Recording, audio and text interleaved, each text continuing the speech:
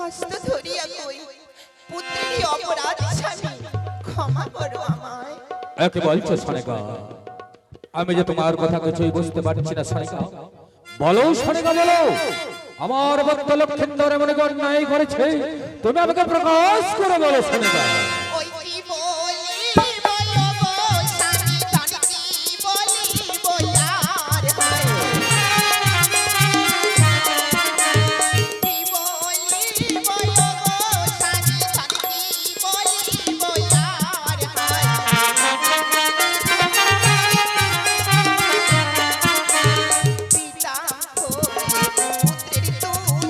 তুমি করো বিচার হায়। সনেকা কি বলিব গো স্বামী জানি কি বলিব আর। পিতা হয়ে পুত্রের তুমি করো বিচার।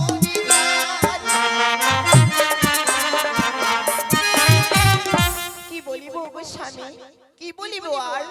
পিতা হয়ে পুত্রের তুমি আগে করো বিচার। সনেকা, আমার ভক্ত লক্ষিন্দর এমন অন্যায় করেছে যে আজ নিজের পিতা হয়ে আমার পুত্রের বিচার করতে হবে। বলো সনেকা বলো, সত্যি যদি আমার ভক্ত লক্ষিন্দর অন্যায় করে থাকে, তাহলে আজ নিজের পিতা হয়ে আমি আমার পুত্রের উচিত বিচার করব। তুমি জানতে চাও লক্ষিন্দর এমন কি অন্যায় করেছে? বলো সনেকা। ওই কৌশল লাগিয়েছিল সিনানো হরিতে হায়।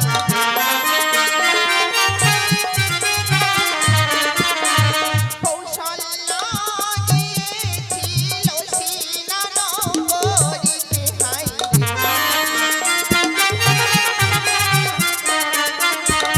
মামি কৌহরণ করেছে পুত্র লক্ষিন্দর। অসম্ভব সনেকা। কৌশল লাগিয়েছিল সিনানো হরিতে। মামি কৌহরণ করেছে পুত্র লক্ষিন্দর।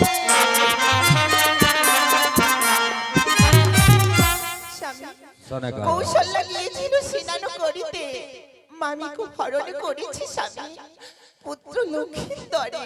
হ্যাঁ কি বলছো সনেকা? না সনেকা না, আমি তোমার কথা বিশ্বাস করি না সনেকা। আমার পুত্র লক্ষিন্দর সে কাজ করতে পারে না সনেকা। এ কি বলছো? হ্যাঁ সনেকা। তুমি জানো স্বামী এই কথা শুনে আমিও যে বিশ্বাস করছিলাম না, সনেকা কিন্তু আজ সাত সকালে চম্পলা থেকে কৌশল্যা বৌদি এসে তার যে এক এক করে উপযুক্ত প্রমাণ দিয়েছে স্বামী। সনেকা, স্বামী ওই কৌশল্যা এসেছিল ওই আমার বাড়িতেই, তবে সত্যি বলেছে সনেকা, আমিও বিশ্বাস করছিলাম না। তবে এই তবে আমার সপ্তম পুত্র লক্ষিন্দর দেখতে দেখতে যে এত বড় হয়ে গেছে, তা আমি বিশ্বাস করতে পারছিলাম না সনেকা। তাই আমি তোমার মুখের কথা বিশ্বাস করছিলাম। স্বামী সত্যি বলেছে সনেকা, সত্যি বলেছে। পিতা হয়ে পুত্রের বিচার করতে হবে। সত্যি আমার পুত্র লক্ষিন্দর অন্যায় করেছে। আজ যদি আমি পিতা হয়ে পুত্রের বিচার না করি, তাহলে যে চম্পকের গ্রামবাসী সবাই আমাকে কি বলবে সনেকা? আজ পিতা হয়ে পুত্রের বিচার করব। হ্যাঁ এমন এক বিচার করবো সনেকা, এই চম্পকের গ্রামবাসী সবাই হা করে তাকিয়ে দেখবে, ওরে সনেকা পুত্র মনে করেছে এই অনাচার, তাই পুত্রকে বিবাহ দেব করিলাম। ওগো তুমি এই অঙ্গীকার ফিরিয়ে নাও স্বামী। কি বলছো সনেকা? আমি লক্ষিন্দরকে বিবাহ দিতে পারবো না। সনেকা তুমি এই অঙ্গীকার ফিরিয়ে নাও। তুমিও তো বলেছো সনেকা আমার পুত্রের বিচার করতে হবে, তাই পিতা হয়ে আমি পুত্রের বিচার করেছি। আমি যে পুত্রকে বিবাহ দেব সনেকা। না গো না, তুমি তো সবই জানো আমি যে এক এক করে 6 পুত্রকে হারিয়ে নিঃস্ব হয়ে গেছিলাম। তাই এই চম্পকের মুখে কেঁদে কেঁদে ঘুরি।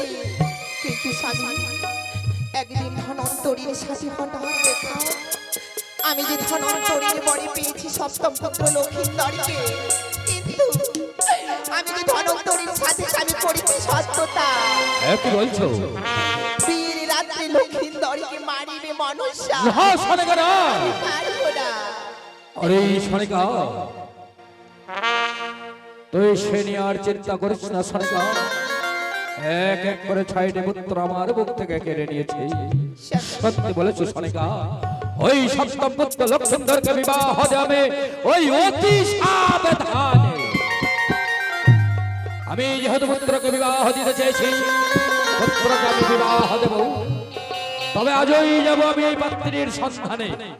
আমার রয়েছে এই কুলদেবতা শিব মন্দির। যাও তুমি পুষ্প বাগান থেকেই ওই যাবে শিব মন্দিরে, তোমার পিছনে পিছনে আমি যাব শিব মন্দিরে।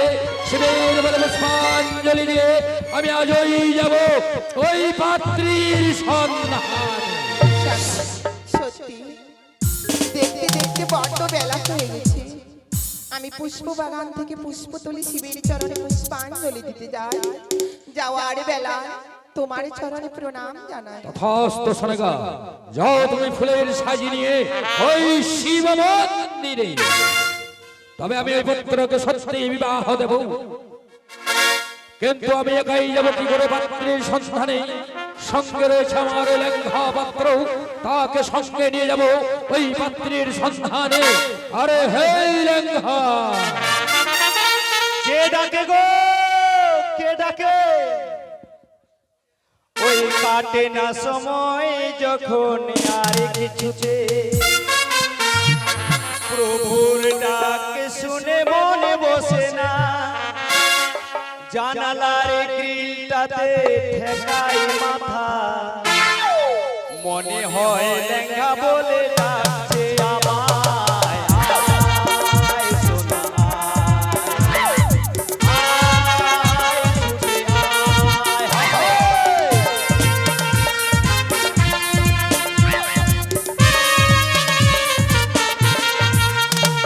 ওই কাটে না সময় যখন আর কিছুতে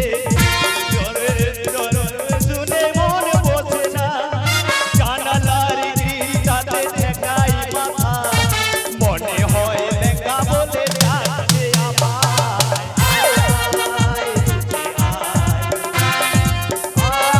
আয় ছুটে আয়, আয় ছুটে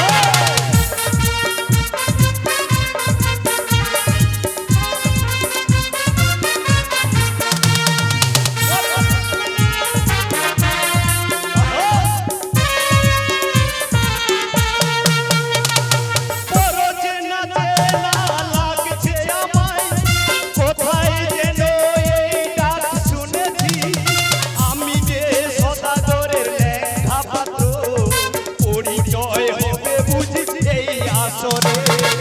আয় আয় ছুটে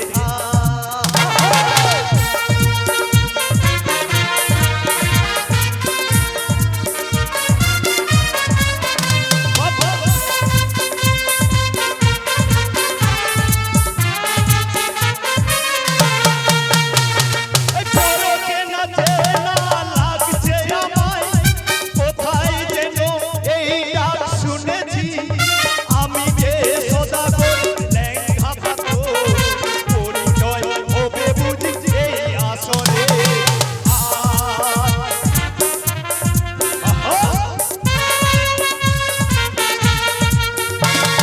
কাটে না সময় যখন আর কিছুতে প্রভুর ডাক শুনে মন বসে না, জানালার গ্রিলটাতে ঠেকাই মাথা, মনে হয় লেঙ্গা বলে ডাকছে আমায়।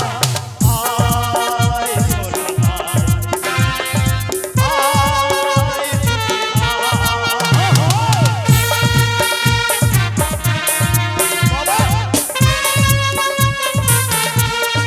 আই বুঝি।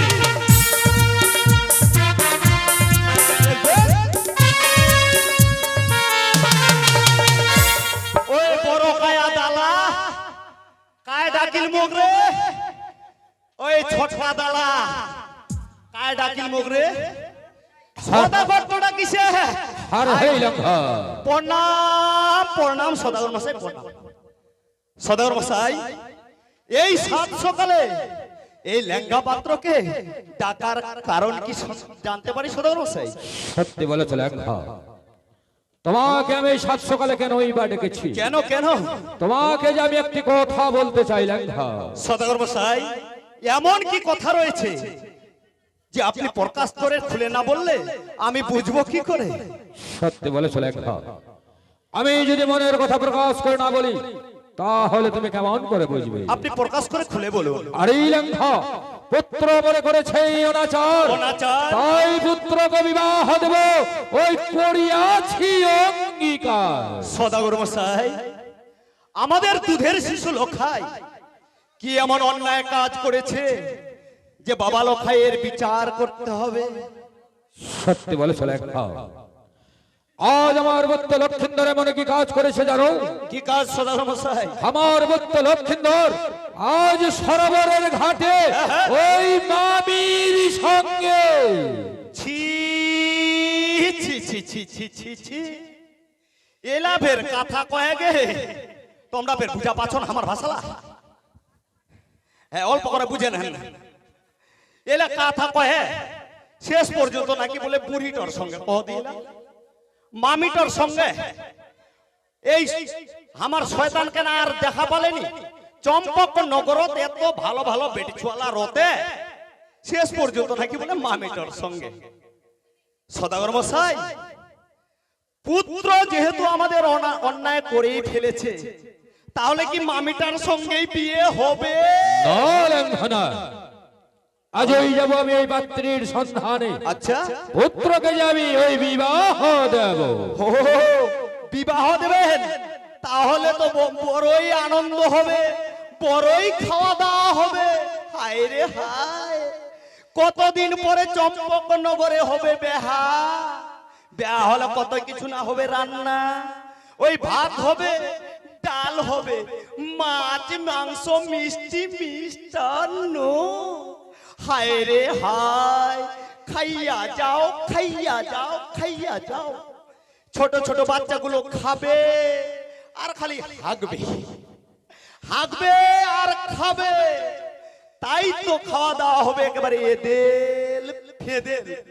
তাই তো বলি সদাগর মশাই, বিয়েটা হবে পরে, খাওয়াটা দেন আগে। আরে লঙ্ঘা, আগে বিয়ে বাড়ি তারপরে খাওয়া দাওয়া। ও আগে বেহা তারপরে খাওয়া? হ্যাঁ হ্যাঁ, আর মুই মনে করছু যে আগে খাওয়া তারপরে বেহা। না লঙ্ঘা, তবে সদাগর মশাই, বিয়ে দিতে গেলে তো আবার কন্যার প্রয়োজন হবে। সত্যি বলেছ। কোথায় পাবেন? এই জগত মাঝারে আমাদের পূর্বপুরুষেরা এবং মহামণি ঋষিরা বলে গেছে যে লাখো লাখে নারীর মধ্যে কি করে চিনে নেবেন আপনি ওই আপনার পুত্রের জন্য কন্যাকে?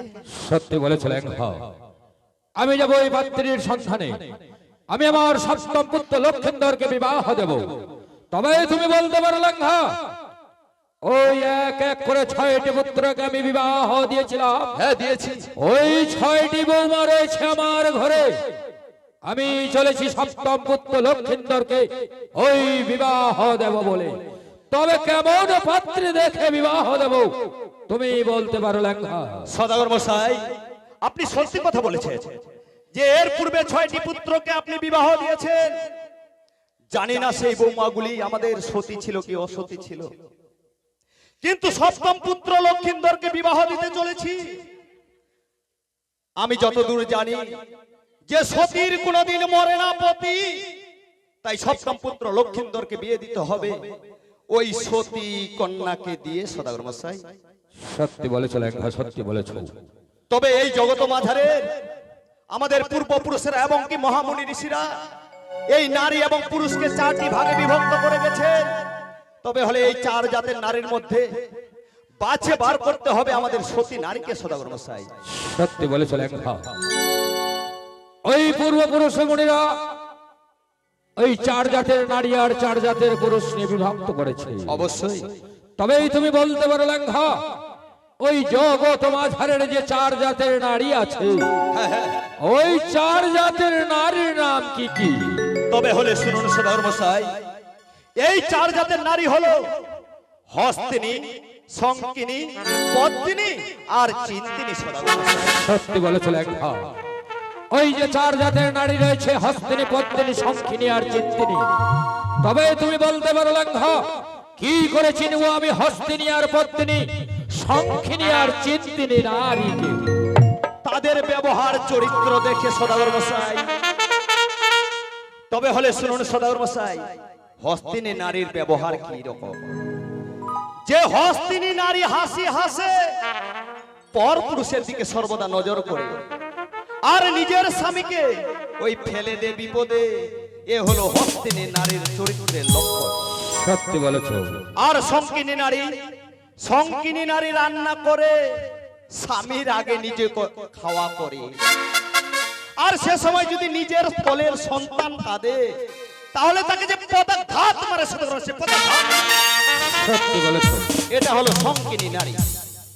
আর পদ্মিনী নারী, পদ্মিনী নারী পদ্মগন্ধা, পদ্মগন্ধে একেবারে মন সাগর, পরের দুঃখ দেখে হয় কাতর, আর নিজের অন্ন ওই ভিখারিকে করে ভিক্ষা দান।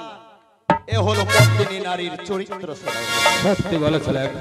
শেষে রইল ওই চিন্তিনী নারী, যে চিন্তিনী নারী চিন্তা করে স্বামীর পদে সর্বদা ভক্তি করি, আর গৃহলক্ষ্মী তার গৃহে বারে দিনে দিনে। এ হলো চিন্তিনী নারীর লক্ষণ। সদাগর মশাই, সত্যি বলেছ লেখা।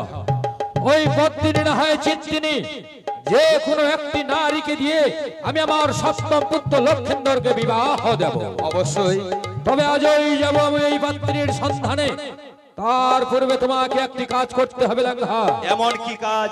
এই মুহূর্তেই ছুটে যাবে তুমি ওই বিনোদ কর্মকারের বাড়িতে।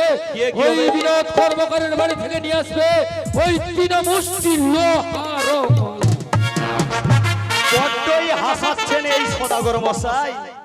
সদাগর মশাই, ওই বিনোদ কর্মকারের বাড়ি থেকে লোহার কলাই এনে বাড়িতে কি গুটি গুটি খেলা হবে? কি বলছো লেখা? আমি তো তাই মনে করছি। সত্যি বলেছো লেখা। আমি যাব ওই পাত্রীর সন্ধানে। তবে 3 মুষ্টি লোহার কলাই আমি কি করব? কি করবেন? সঙ্গে নিয়ে যাব 3 মুষ্টি চন্দন কাষ্ঠ আর 3 মুষ্টি লোহার কলাই।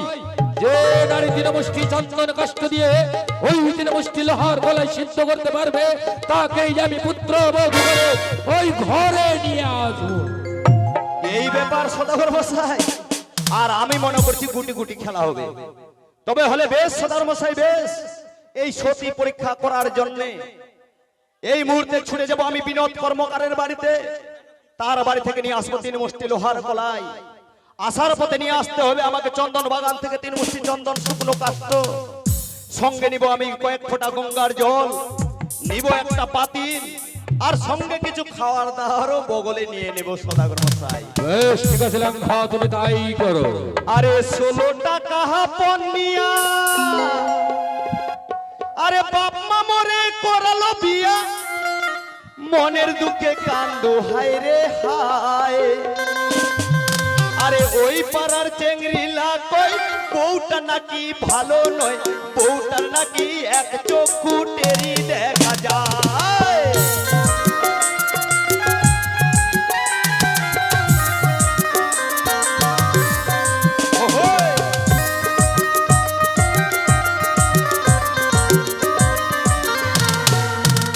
আরে 16 টাকা পনিয়া, বাপ মা মরে করালো বিয়া, মনের দুঃখে কান্দো হায় রে হায়। ওই পাড়ার চেংড়িলা কই বউটা নাকি ভালো নয়, বউটার নাকি এক চক্ষু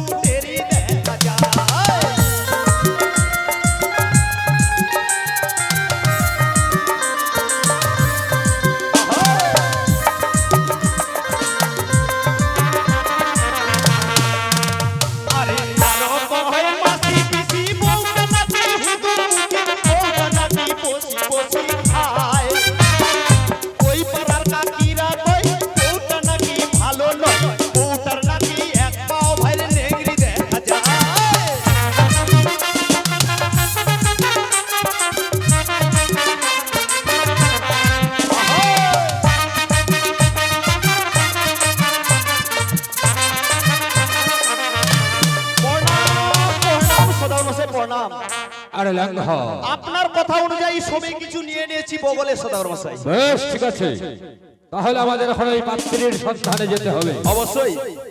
তবে আমরা যে শুভ কাজে বেরোচ্ছি, হ্যাঁ, শুভ কাজে বের হচ্ছি। প্রথমে আমাদের কোন থেকে যাত্রা শুরু করলে শুভ হবে? তবে হলে শুনুন সদাগর মশাই, আমাদের হিন্দু সনাতন ধর্মে প্রথমে আমাদের মুনি ঋষিগণ বলে গেছে যে প্রথমে যদি শুভ কার্যে বের হতে হয় তাহলে ধর্ম দিকে যাত্রা করাই শুভ, অর্থাৎ পূর্ব দিকে। বেশ ঠিক আছে ল্যাংহা, প্রথমে আমরা তাহলে যাত্রা শুরু করব ওই পূর্ব দিকে। জয় শিব, জয় শিব শম্ভু। ও তীরে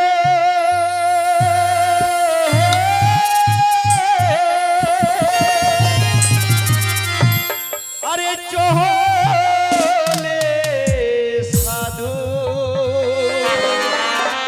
আরে কই না জুড়িবা রে হায়। জয় শিব শম্ভু, জয় শিব শম্ভু।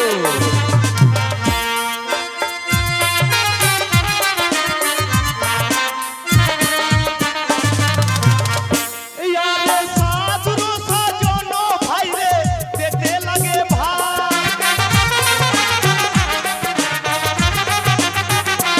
আরে নিজ হস্তে ধরে নিল দণ্ড হেমস্থান হবি। জয় শিব শম্ভু, জয় শিব শম্ভু। ইয়ারে তোর জয় আসিল দেখো একশ ভারী, ইয়ারে শুভ কাজে যাত্রা করে জানো অধিকারী হবে।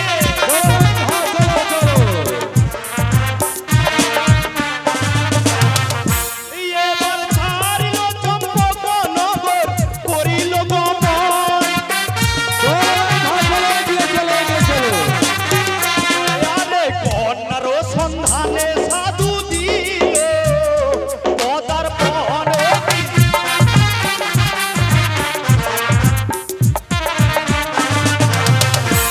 এবারে আগে আগে লেঙ্গা পাত্র পিছে সদাগর, আরে কই না জুড়ি বাজায় পুরো বনঘর অতি।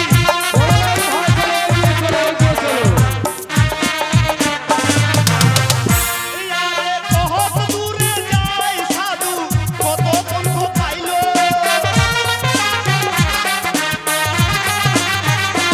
আরে পূর্ব নগরে সাধু উপনীত হইল।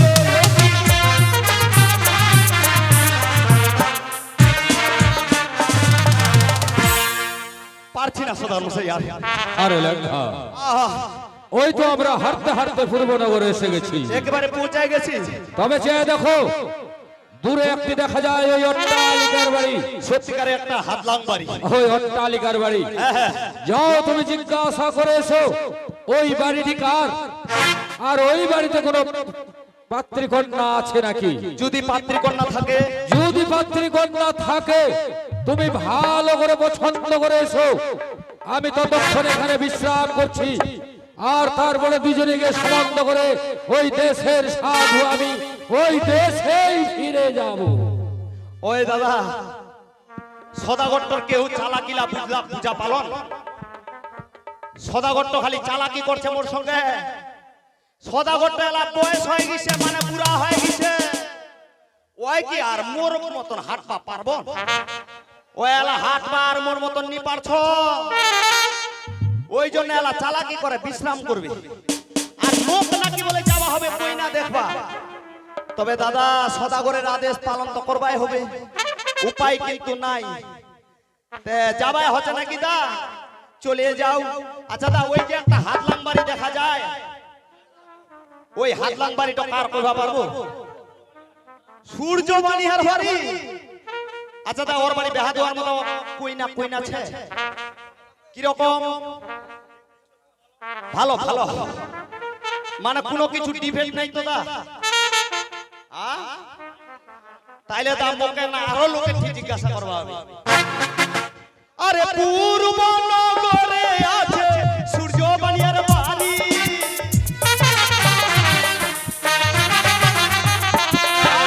পূর্ব নগরে আছে সূর্য বানিয়ার বাড়ি।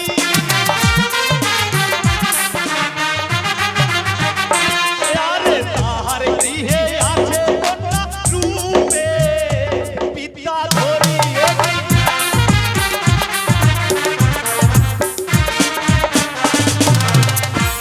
আরে তাহার গৃহে আছে কন্যা রূপে পিতা ধরি।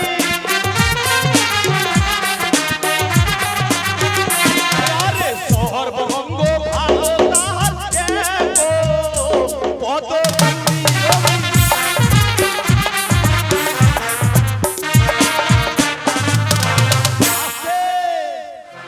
তবে দাদা পূর্ব নগরে আছে নাকি বলে ওই সূর্য বণিকের বাড়ি, তাহার গৃহেতে আছে কন্যা ওই রূপে বিদ্যাধরী, সর্বঙ্গ ভালো তাহার একটা পদ নাকি বলে খুরি। তবে এই কথাটা গিয়ে বলবো সদাগরের নিকটে, যাব না আর ওই সূর্য বণিকের গৃহে। এই সংবাদ গিয়ে বলবো সদাগরকে, দেখি কথা শুনে সদাগর মশাই কি সিদ্ধান্ত করে। ওই ল্যাংড়াকে পাঠিয়েছিলি পাত্রীর সন্ধানে, ল্যাংড়া এখনো আসছে না, একটু অপেক্ষা করে দেখি। প্রণাম প্রণাম প্রণাম সদাগর মশাই। আরে হে ল্যাংড়া, তুমি এই পূর্বনগরে গেছিলে? গেছিলাম। তবে এই পাত্রীর সন্ধান নিয়ে এসেছো? নিয়ে এসেছি। বলো কেমন পাত্রীর সন্ধান নিয়ে এসেছো? কথা দিয়ে বলবো না, দেখে দেবো। কথা দিয়ে বলে দাও। তবে শুনুন সদাগর মশাই, এই কন্যাকে যদি বৌমা করে ঘরে নিয়ে আসেন তাহলে আপনি মাসে মাসে 2000 করে হ্যান্ডিকেট ভাতা পাবেন। একটু বলছো ল্যাংড়া? ও বুঝতে পারছেন না? আমি তোমার কথা যে কিছুই বুঝতে পারছি না। তাহলে সহজ ভাষায় বলি সদাগর মশাই, বল।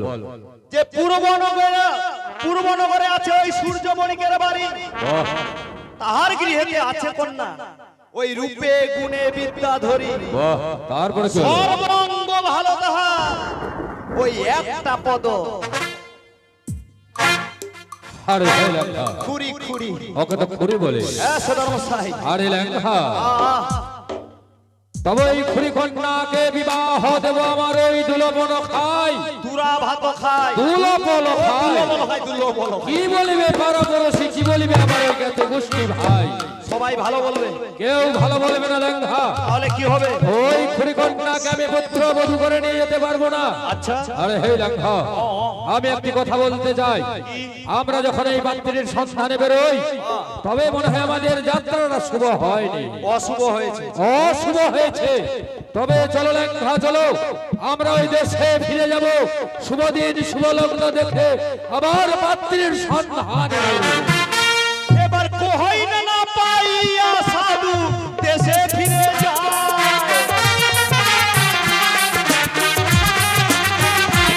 আরে সামনে আছে বটবীর বসে, আজি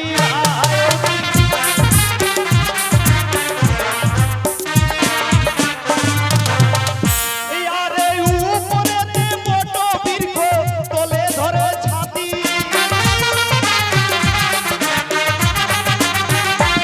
আরে শ্রীহরে রাখিয়া দিল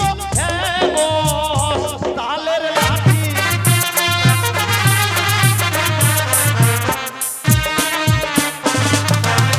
সদাগর মশাই, আমি আর পারছি না হাঁটতে। সত্যি বলেছো ল্যাংড়া, আমি যে সারাদিন হাঁটতে হাঁটতে ক্লান্ত হয়ে গেছি, আমি উঠতে পারছি না। আমারও যে বড্ড খিদে পেয়েছে। তবে কি হবে? তবে চলো না, ওই সামনে একটি দেখা যায় সরোবর, ওই সরোবরের তীরে রয়েছে একটি বট বৃক্ষ। আচ্ছা। ওই সরোবরে চান করে খাওয়া দাওয়া করে বট বৃক্ষের তলায় বিশ্রাম করে আমি আবার ওই দেশের সাধু ওই দেশেই ফিরে যাবো। এবার সখীগণ লইয়া বালি যায় সারি সারি।